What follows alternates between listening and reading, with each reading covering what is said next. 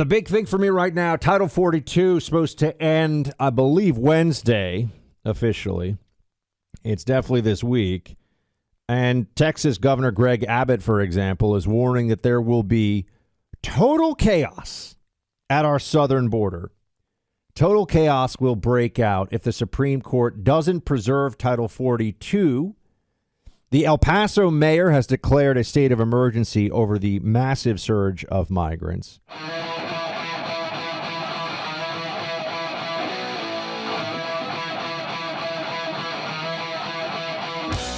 We have, friends, an almost open border that is about to turn into an open border in all but name. Because with Title 42 gone, one of the primary tools that has been used to turn back some illegal migrants will no longer be there. And so this will just create an even bigger superhighway of illegality into this country. And what are the Democrats doing about it? Well, now they're going to have to find a way, because the Biden administration wants this. This is not something that is a surprise to them. This is not some shock that the complete destruction of enforcement, both at the border and interior enforcement when it comes to immigration, would result in the biggest surge of illegal migrants in this country, certainly in 20 years. And in terms of permanent illegal migrants from all over the world, over 160 countries now represented among those who have crossed illegally in the United States, this is the worst the border has ever been, the most lawless, the most degraded our sovereignty has been at the U.S.-Mexico border. And what are the Democrats saying about it? Well, here's ABC's Martha Raddatz talking to Greg Abbott, governor of Texas. She's got to try to run some interference for these Biden Democrats. It's not an open border. Play clip one. You talk about the border wall. You talk about open borders. I don't think I've ever heard President Biden say, we have an open border, come on over. But people I have heard say it are you, are former President Trump, or Ron DeSantis. That message reverberates in Mexico and beyond. So they do get the message that it is an open border, and smugglers use all those kinds of statements. It was known from the time that Joe Biden got elected that Joe Biden supported open borders. It is known by the cartels who have sophisticated information whether or not the Biden administration is going to enforce the immigration laws or not. Is known across the world, but most importantly, known among the cartels. Can I just point out, look, I mean, Martha Raddatz of ABC is a joke, and this is what she's done her whole career. She represents Democrat interests in the false cloak of journalism, a journo. It's ridiculous. No intelligent, honest person capable of discernment would ever think that she's a journalist. But notice the way that she approaches this. It's not the Biden administration that refuses to enforce the law, that has illegal migrants literally, and I mean in the actual usage of that word, telling Border Patrol. They are truly and literally telling Border Patrol in many cases, I'm here because Biden is president and the border is open. And you see what Raddatz does? She says the reason all the illegals are pouring into the country is because of Republicans who are pointing out that the border is open. This is a new one, I have to tell you. In the lib propaganda toolkit, I haven't seen this in a while. The problem isn't the person lighting the house on fire. The problem is the person on the street shouting, the house is on fire. Someone get the fire department. Well, don't you see? You're the one that's causing all the panic and chaos by calling for the fire department. We just burned the house down. What's the problem? She really tried that. She really tried your messaging about the border, as if the billions and billions of dollars the cartels have made in the last couple of years under Biden by smuggling people in illegally. I think they figured out what's going on. They have wristbands they give to people to show that they've paid. These different plazas, areas of the border controlled as fiefdoms of these different drug cartels. Those different border regions, border areas result in massive fees for the human smuggling to the cartels, as well as the illegal narcotic smuggling, most notably the fentanyl that is poisoning tens of thousands of Americans every year, over 100,000 overdose deaths last year in this country. And that doesn't even include all the emergency room visits, all the last-second Narcan injections that people get that barely save their lives, just in the nick of time. Doesn't include all the people wandering around the streets high on fentanyl or meth or whatever, who are committing crimes, who are assaulting people, who are so desperate for money to feed their habit that they will break laws and make cities and other parts of the country miserable to live in. So it's really poisoning the whole of our society. And it's coming across the U.S.-Mexico border. And the best that an ABC journalist can do is, why are you guys talking about how bad the border is? Don't you see? That's making it really bad. That's what's encouraging everybody to come across. They wouldn't know about the wide open border if you weren't saying it. Now, that's a really stupid argument, but ABC does not employ intelligent people to work on air for their news organization. They employ compliant libs who are basically actors who read the required script. That's what they have over there. Whether it's Raddatz or Stephanopoulos or whomever, that is whom they employ. Not just at ABC, at NBC, at CBS. It's the same thing everywhere, right? I mean, tune into CBS's Margaret Brennan, you get the regime talking points through the guise of a journo. So serious, so honest. But if you think that's a dumb explanation for the situation at the southern border right now, New York, and I'm going to get to New York City in a second. New York City is crying out. Los Angeles, California, they're crying out saying, oh my gosh, we can't handle this. Wait, hold on a second, libs. I thought the more the merrier. Illegals. I thought the more illegal immigration we had, the richer and more prosperous and better off America would be. Why is it a problem?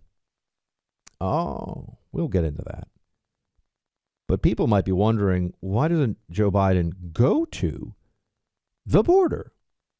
This would be so easy to deal with, right? This is not a difficult problem to solve. The guy has the most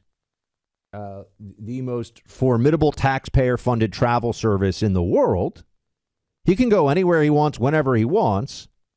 Here is White House senior advisor Keisha Lance Bottoms when she is asked about Biden not once in his professional life, never mind while president, going to the single place of the greatest domestic and, in a sense, international policy crisis in America today, will not see it with his own eyes, will not spend the time to travel there. When the White House senior advisor is asked, you got to hear this. Play clip 3. Well, why doesn't he go to the border? He was just in Arizona. Why wasn't it worth his time? Well, you have to remember, Margaret, when the president travels, it's not like you or I jumping on an airplane and getting off and going to our destination. Everything comes to a halt. So all of these things are in consideration for the president. Is that the best use of resources? All of the resources that will be diverted on the ground when the president makes a visit. Is that why he didn't go? Is that visit... Well, I can't speak to why he has or has not gone. I'm just speaking to the fact that it's a bit more disruptive for the president of the United States to travel than you or I. It's more disruptive to go to the U.S.-Mexico border. Oh, okay. Wait a second. The president flies all over the country and all over the world whenever he wants. I mean, if there's a climate change conference in Helsinki, if there's a meeting of the Illuminati in Thailand, whatever. He'll go wherever he wants.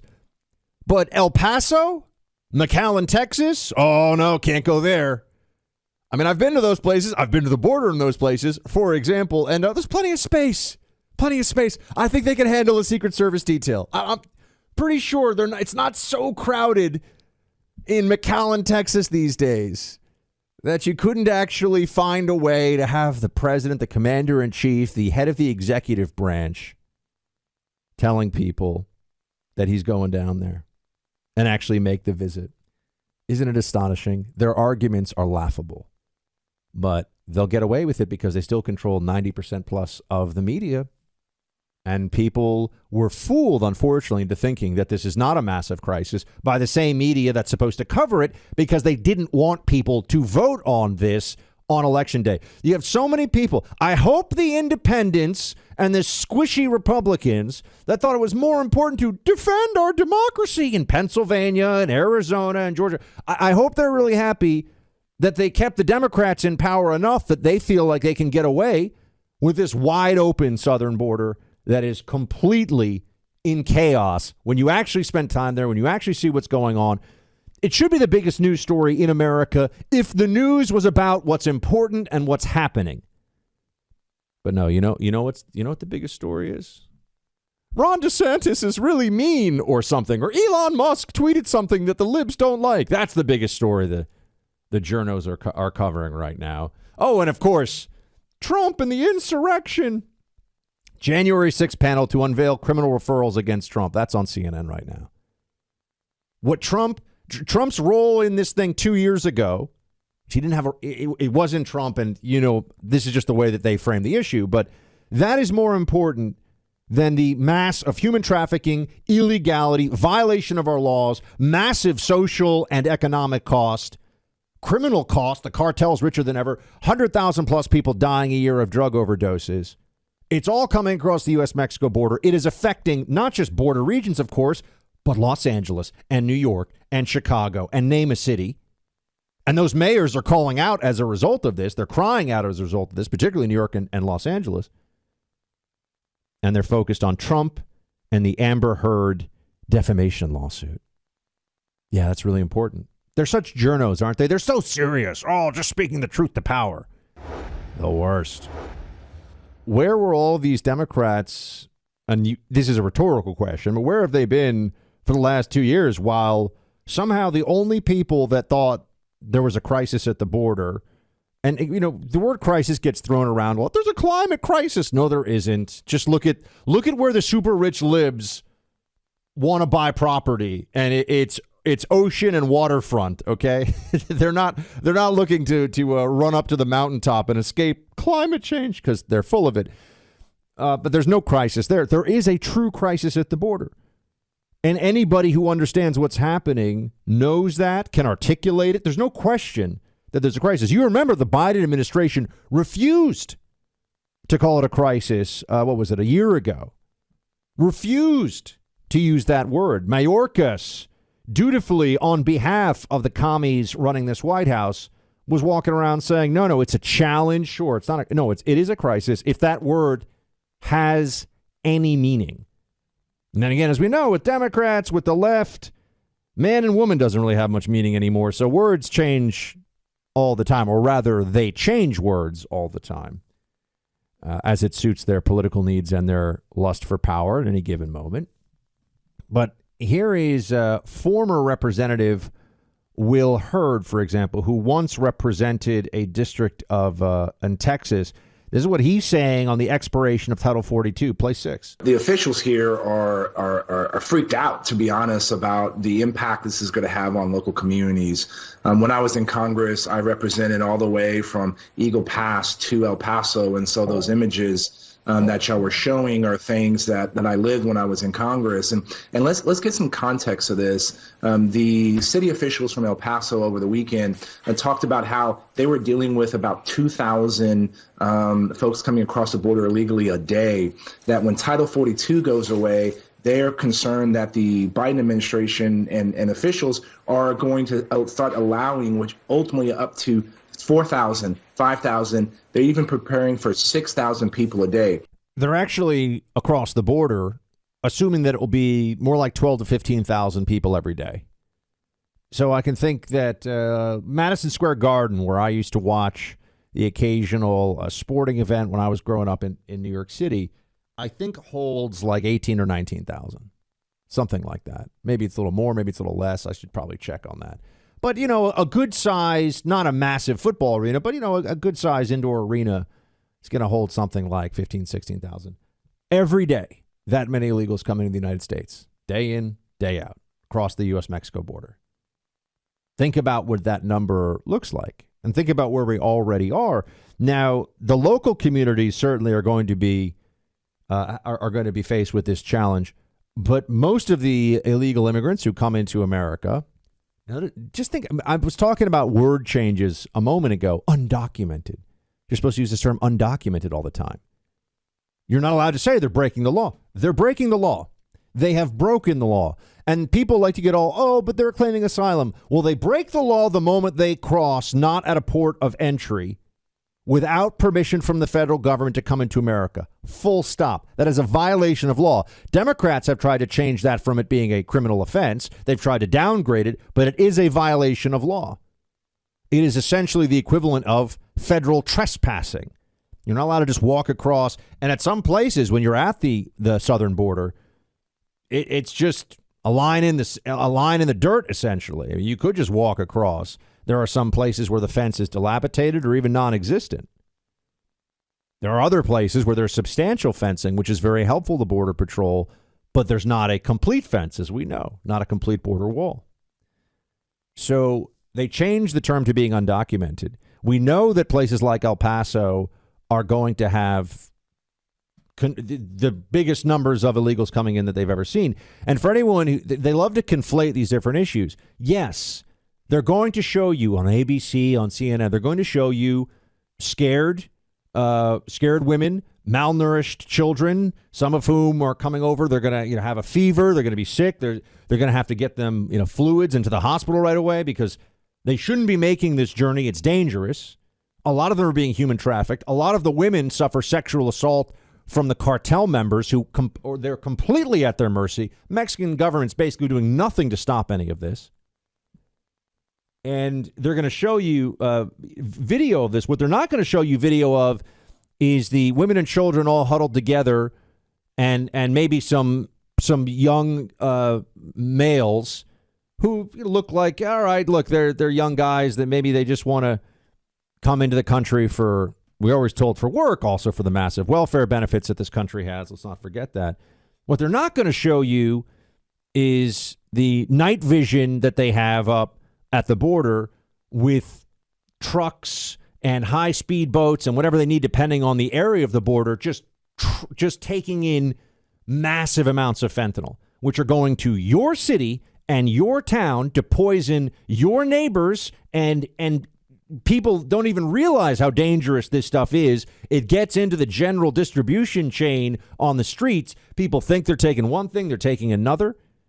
The chance of Border Patrol being able to have any operational control over that flow of drugs under the current circumstances is zero. It's zero. Democrats don't care. The resources that they're sending to the border are meant to process more people, encourage more illegal immigration, more processing, more fentanyl. That's the way it works.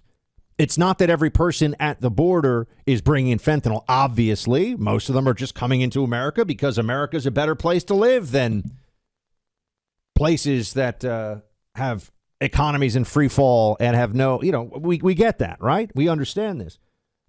But what's fascinating to me is how much of a problem this is if you listen to Gavin Newsom of California, if you listen to Eric Adams, the mayor of New York City. They're saying it's a problem as well. For example, Mayor Adams in New York says they've already received more than 31,000 asylum seekers into our city and currently have opened 60 emergency shelters for 4 humanitarian relief centers and 2 welcome centers. He wants $1 billion for this. And that's just to cover where we are right now. Also notice the usage of language here meant to completely obscure what's really going on. 31,000 asylum seekers? These aren't asylum seekers. Almost none of them will get asylum. Almost none of them will even show up at their asylum hearings. They are illegal immigrants who are going to stay in the country. Full stop. That is reality. They're lying to you. They're lying to you. All these different news organizations. I mean, the way that the system works, it is broken. They intentionally broke it. Anyone can come into the country illegally, say, I claim asylum, I want asylum. And then they pass the credible fear test. They've been coached. All they have to say is, yeah, I fear persecution in my country. Really? 160 countries all over the world. Everyone fears persecution. Wow, a lot of great authors apparently, writing things that terrify the regime in their home country. I mean, really, everybody's Solzhenitsyn all of a sudden. Everyone fears persecution in their home country. It's a lie. They're lying to you. But hold on, I also thought that this massive flow of illegal immigration was going to make everybody wealthier. They're doing the jobs Americans won't do. They're more law-abiding, more hardworking than Americans, than all Americans of all backgrounds, right? That's what they tell us. But no, they need $1 billion just in New York City to fund this. Why do they need $1 billion? Oh, okay. You mean that there's an implied an assumption here that most of these quote asylum seekers are just going to be entirely dependent upon state resources for the foreseeable future. You are paying for this. That's the point. You are paying for it. And it's just going to keep getting worse. It's going to get more and more expensive. And they're really just hoping at this point. I'm telling you, the game here that they're running is to make it so obvious and so overflowing as a country, to make us overflow with so much in the way of illegal immigration that they create an inevitability of a mass amnesty that will forever change the political landscape of this country. They're just going for it at this point. They're not even trying to stop this. In fact, they're encouraging it. And they know they're encouraging it. And they did not face the wrath of the voters in the midterm. Oh, it was about our democracy. Yeah? Do you have a country if you don't have borders? Because we don't have borders right now. How long does that last?